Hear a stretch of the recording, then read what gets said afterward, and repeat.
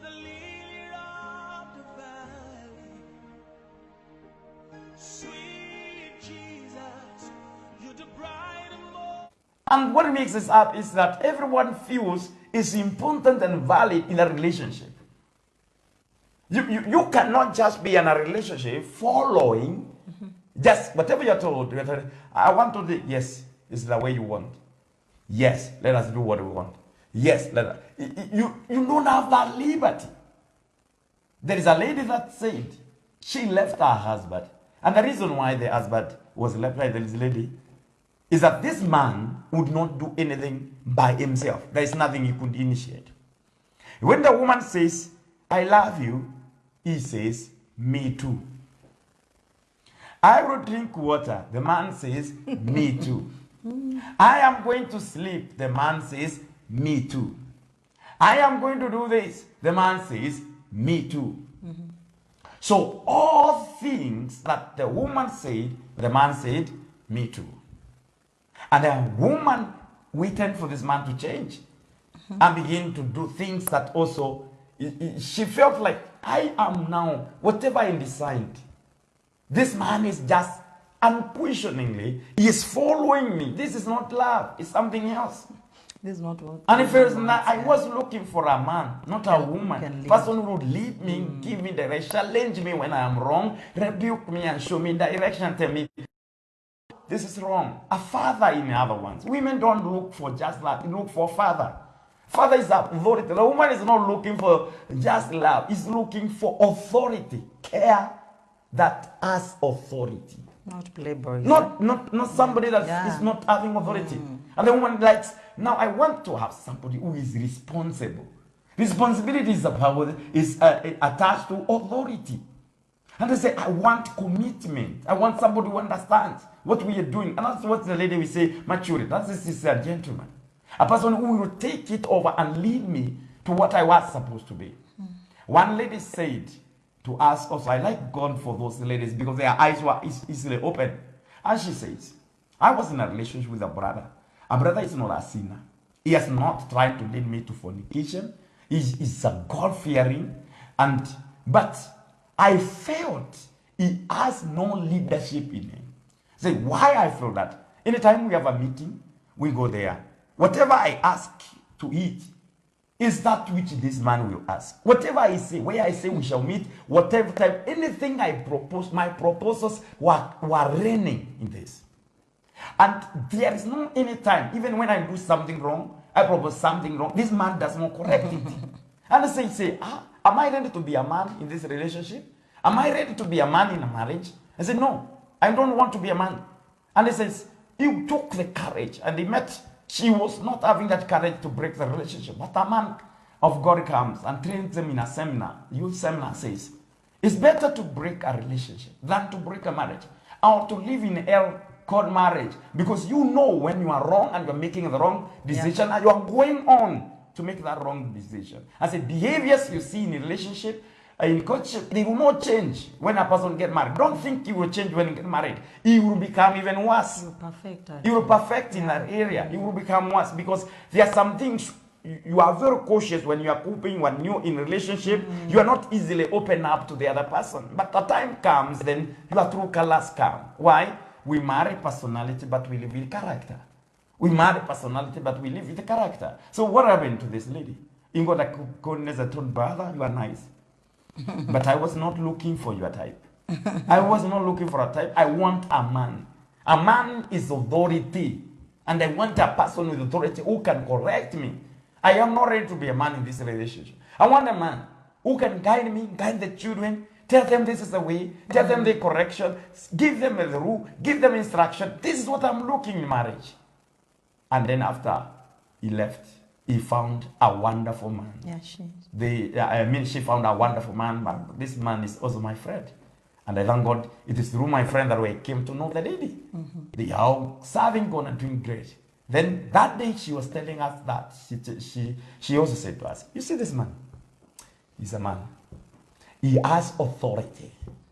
He has love. He has authority. And the woman is looking for that love, authority that I cannot get lost. And there are men who do not have that. They don't have that. Please, let us arise to our place of power. Let us arise to the place of influence. And this is the only way we are able to save the families.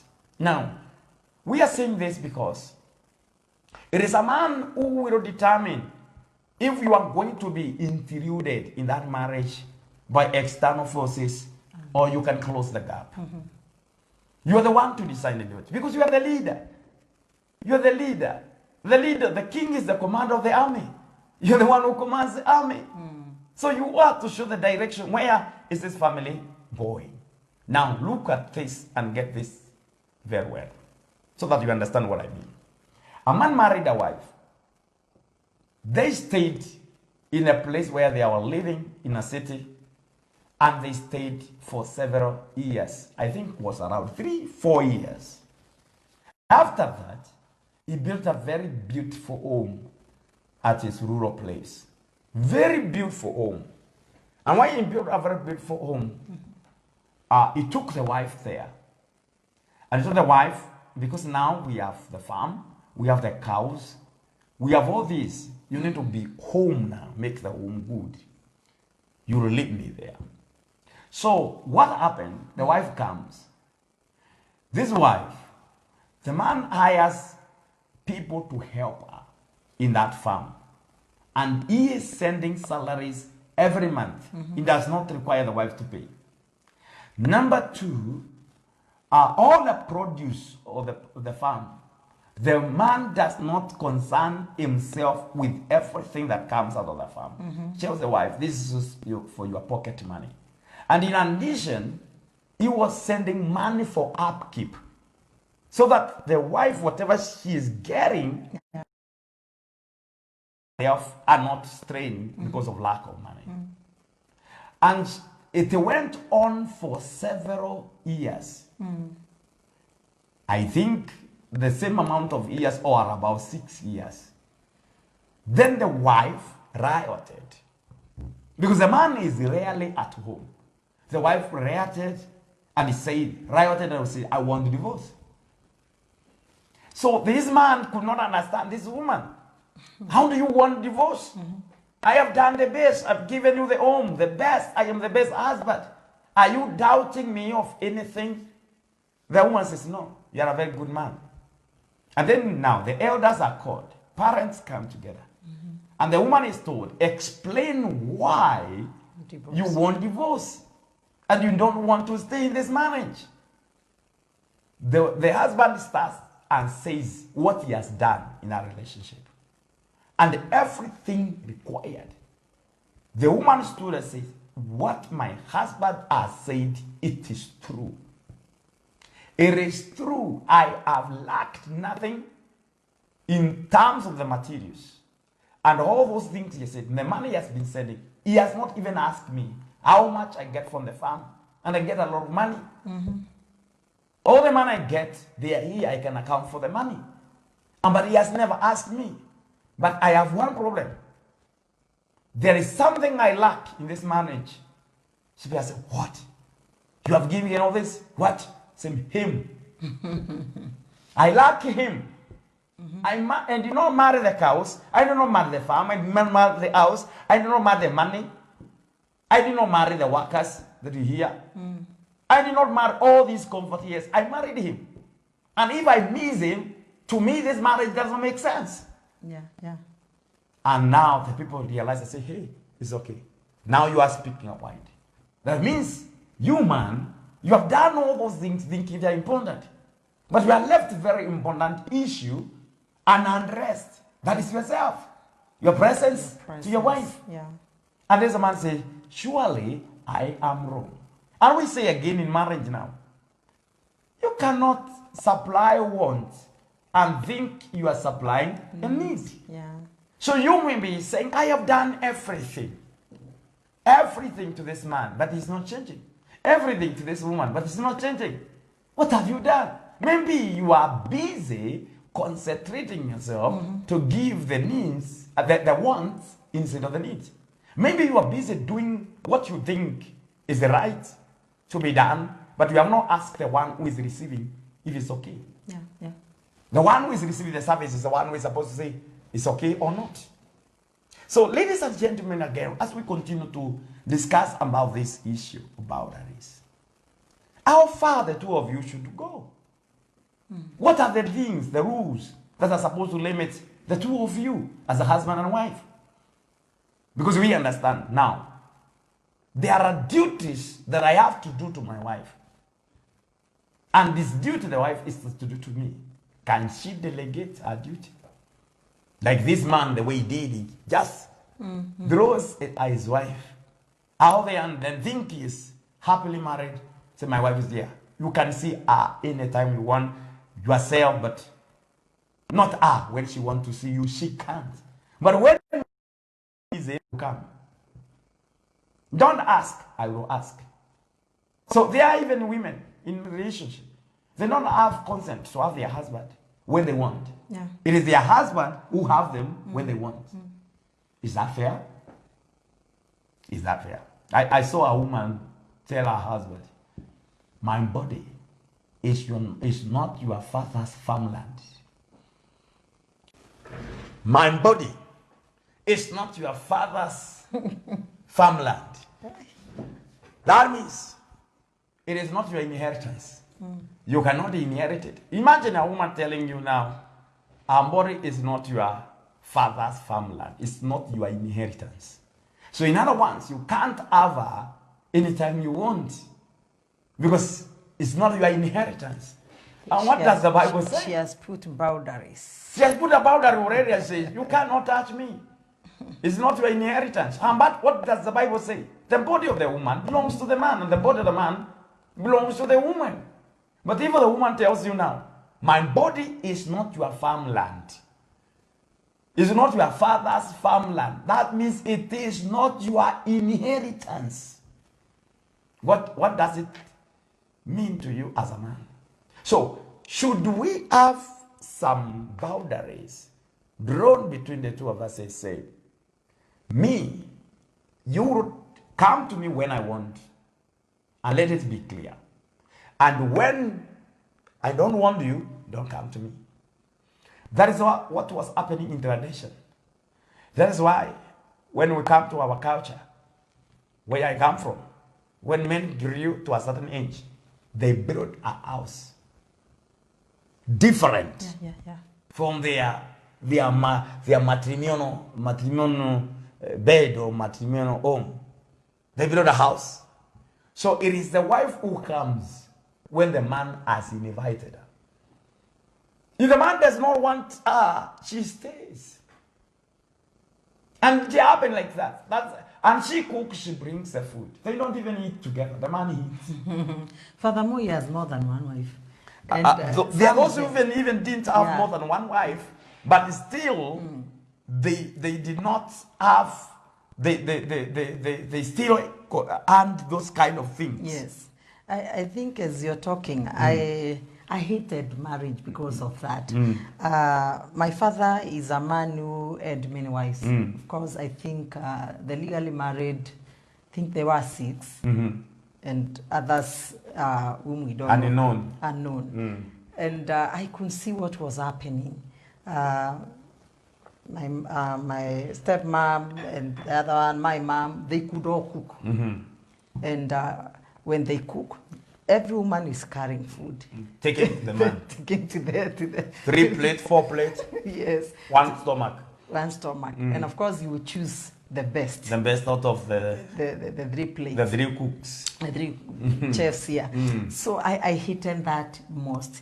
Secondly, it happened that I spent time with one of my relatives. I'm very close. To be precise, our eldest sister.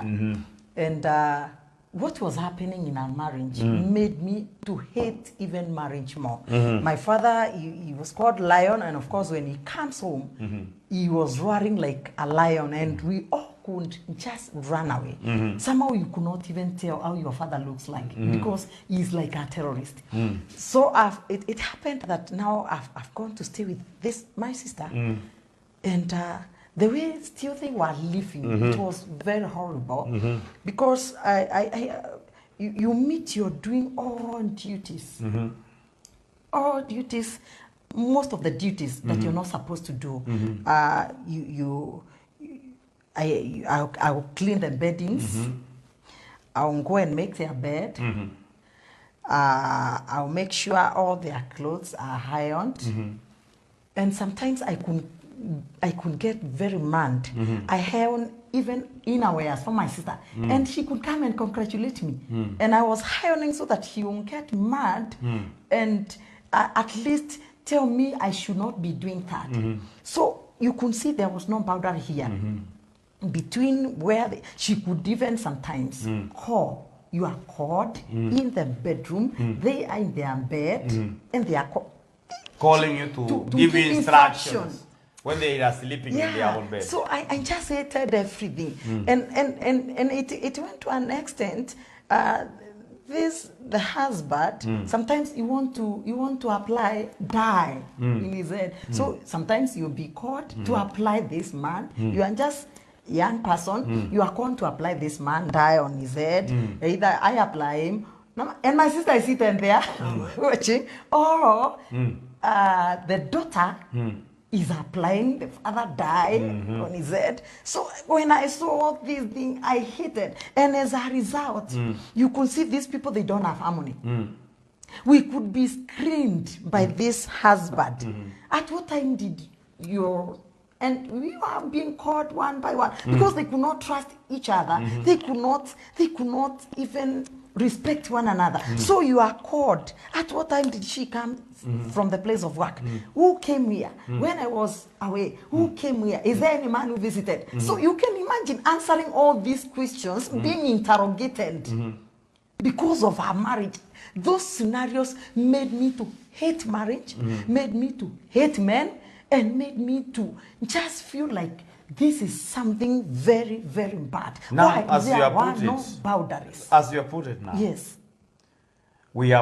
you have talked about you being called to the bedroom. Yes. To be given instructions. Instructions. How should a bedroom of the married people be? Who should be there? Who should not be there? Should there be a limit? Or anybody can come, even your best friend can come and wake you up when you are sleeping and say, "Ah, man, you are late. Wake up." The word of God has given us instruction that marriage should be honored by all. And the bed, where is the bed? The bed is in the bedroom. So in the bedroom there should be privacy. If you give your bedroom to everybody, there are things. Of course, there shall be no privacy now. If anybody can come into your bedroom, first of all, nobody will respect you. That cover of at least privacy. You uncover yourself. You are exposing yourself. Some people, they say, we are in a modern world. We are in a modern world. Anybody can come in. Anybody can come and wake you up. Anybody can meet you there. You can bring people and just take them all over, and they see even where you sleep. Well and good, but there should be limits. There should be a privacy, meaning that when it comes to bedroom, that is your own territory. That is your own place, a place that third parties are not supposed to come. I've talked with some young people, especially when the teenagers. Some of them, they come and they expose themselves. Some of them, they confined with me, and I pity them because some of them, they say, when I started to go and visit my mom and my dad in their bedroom, the freedom that they gave us, I meet them the way they are sleeping. This is the time my body started to lust for men. And since that time, I lacked control. So I have been sleeping with men because of what I have been seeing. When I visit them, when I see them, I just feel there's something that I should also do. So there are some teens who have come and they have confided with me that I have slept with boys in our apartment, in our estate, simply because I was getting access to my parents' bedroom. Others, I remember of a young lady. She's married now, but she said the way her mom was behaving. Her mom, unfortunately, she was a single mother, so she was bringing men in, out. This one in, out. This one in, out, and this affected this girl. And she couldn't go and take the bed sheets. Yes. And they are messed up. Yeah. And the mother would give her to go and wash. Yes. Uh-huh. So let me tell you, guys, there is impartation when it comes to garments. There is a covenant through garments. So even people who wash your garment, they don't just go free. There is an impartation. There is a covenant. There is also a covenant through food. So this poor girl, she said her behavior just changed because of what was happening. And then another funny thing is that they used to be in a room, not a house, a room. Where a single room where was separating is the bed sheet. Yes. And then she was sleeping just there, and she's an adult. She is in Form 2, Form 1. Yes. And the mother would do anything with this man, and she wouldn't listen to everything because the gap is just the sheet, the curtain, and she was spoiled. So there are girls who are growing in such environment where there is no privacy at all between the couples now, and this is something that is eating many couples. Some of them, you hear a couple, they have a 7-year-old boy or girl who sleeps in the same bed with the parents, with them. And some of them, they can do anything. They can do anything, including sexual intimacy, in the presence of their children, saying they don't know anything. They don't know anything. I wish there are some teachers, especially those who deal with the ECDs.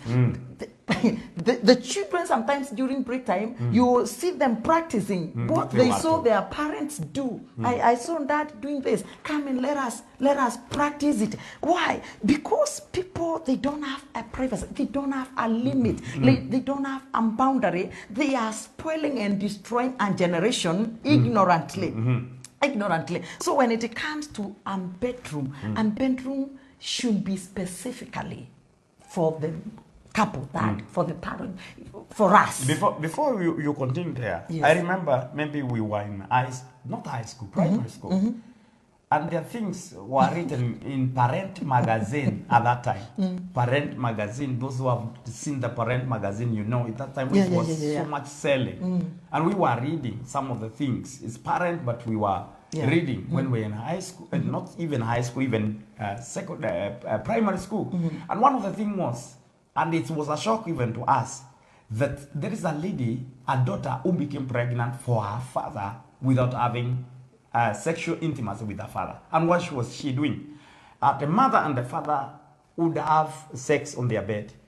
Or what was released on the bed, the child would come and cover herself when she is naked with the same blankets, and she came into contact with all what they were using, and then the seed of her father got into contact with her, and she conceived for her father. It works because biologically they say those seeds can last for 48 hours. They cannot die for 48 hours. So if these people do that and they leave those things there, the seed is still alive. So if this daughter comes again and just takes those things alive when she's naked and exposes herself, what will happen? She conceives. So it was done. It was a study that was conducted at that time, and they wanted to know, how did this daughter conceive? She did not have intercourse with her father, but how did she conceive? So narrating her story and what had happened.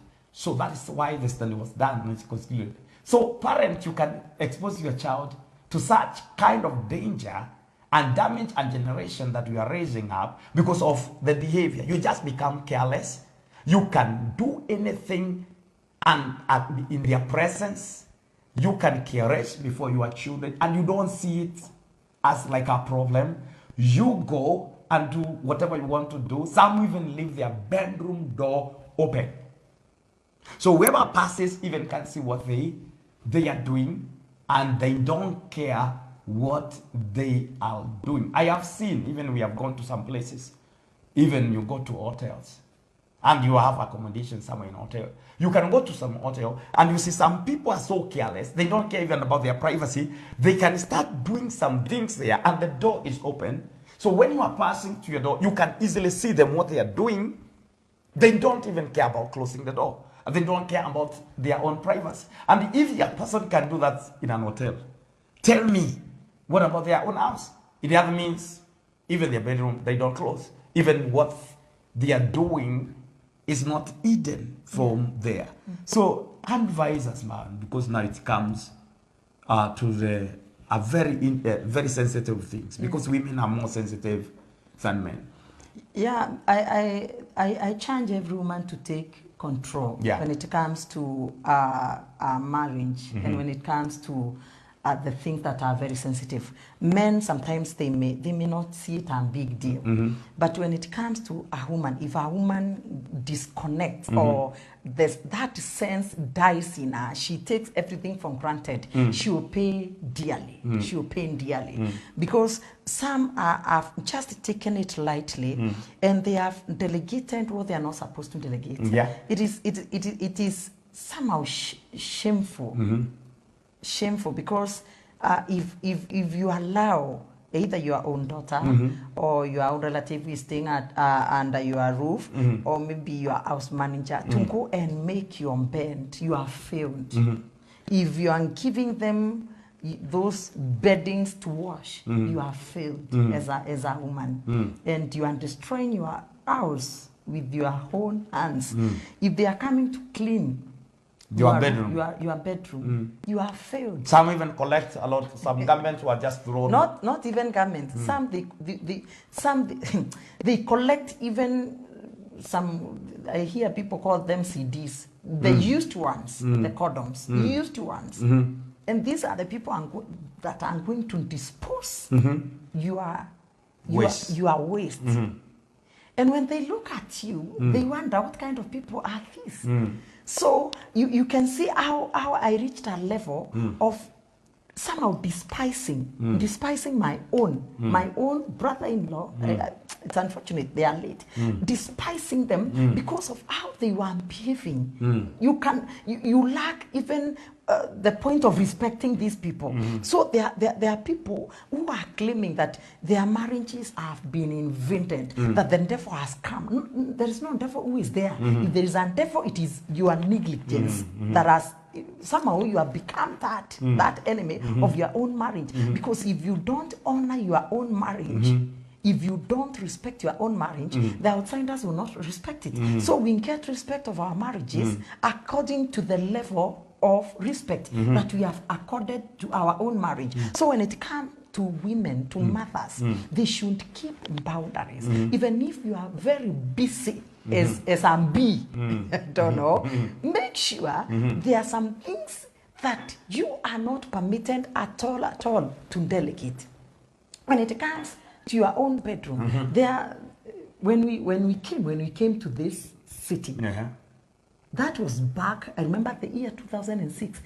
The tatters that we collected in this city, almost every firstborn girl, 90% they had slept with their fathers. That's fact. 90% confessed that they had slept with their fathers. And it was something demoralizing when you look at this 16, 17, 18, 20 years.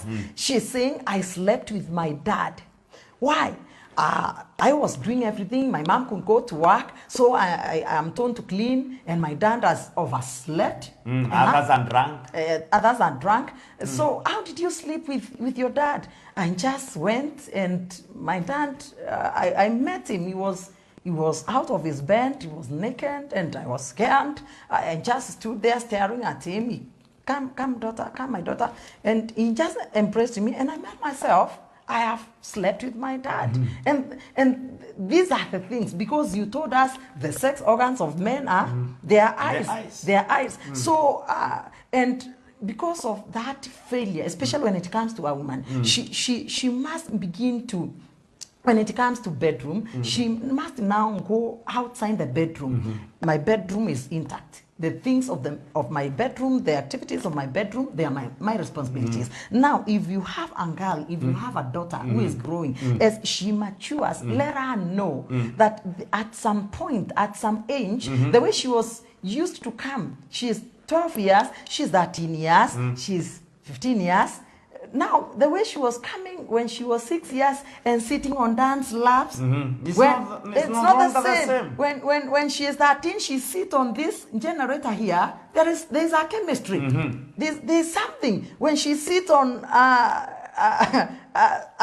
dance laps, and she's sitting on something, that warmth, that she will begin to get lost. She may start crying, looking at you. You'll think that, and when you ask, baby, my girl, why are you crying? Oh no, I'm just okay. She's crying because she is communicating. She is feeling something for you. She wants you. She needs you. She needs you to give her what she wants, and she is unable to communicate. But many mothers, many fathers, they are very careless. A 17-year-old is just sitting on her father's lap and just holding daddy's daughter relationship.